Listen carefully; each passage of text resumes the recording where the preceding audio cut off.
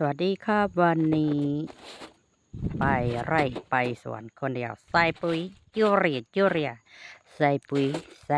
ยกาแฟหน่อยนั่นเองอืมตากใส่กระสอบเอาจนมาเต็มขู่แล้วเนาะมันจึงจะบ่ต้องมาหลายเที่ยวได้เวลาใส่เข้าไปกาแฟก็จะเป็นงามเลี้ยวหากกก็จะบ่มีขอขอบใจ อืมใส่ก็ย้อนบ่งามแหละจังต้องใส่ปุ๋ยหลายๆใส่เข้าไปแป๊บประมากินหลายๆลูกฟ้าวใหญ่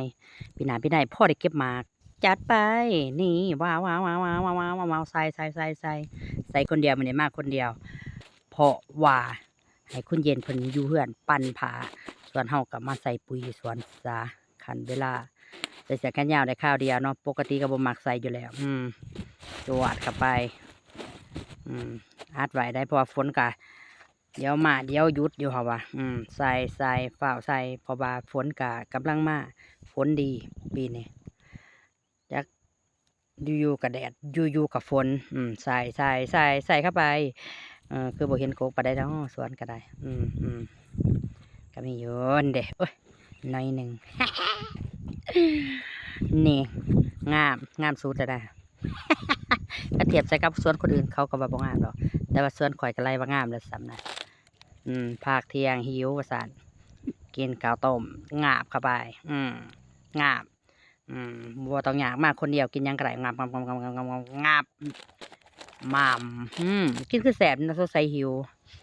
หิวกัดน้ำจิ้มเข้าไปราดซอสเข้าไปงาบเข้าไปงาบหิวแห้งสงสัยงาบเข้าไปแล้วเสร็จสิ้นภารกิจการกินกับมาต่อเนาะคูดคุมสิปลูกกาแฟเพราะว่าถือเบียร์กาแฟมาหา60เบียร์กะ3ไปเลยปลูกใหม่เลยบ่ได้มีบ่อนวางอยากปลูกบ่ได้ก็ปลูกเนาะหัวสวนตัวเองจัดไปคูดเอาให้งานนี่เบียร์เฮามากะน้องมาผู้เดียวบ่ต้องเอามาหลายเอาสำปลูกเบิดแต่ละมื้อก็พอนี่คอนปลายปลูกเทียมปงไว้ประมาณนี้ระยะกับแบบก้าโลนะบ่ต้องแทกต้องยังสายตาวิศวกาสยางนี่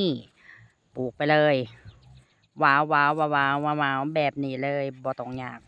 หมากพิธีจูดใหญ่สั่งให้ใหญ่อย่างเดียวนะใหญ่ๆงามๆขึ้นในใจเราว่าตอนปลูกงามไว้ความงามเบียร์ธงปลูกยามใดก็ปลูกได้ครับว่าปลูกเลยนี่มันก็เดือน8เดือน9แล้วก็ย้ายมันปลูกเลย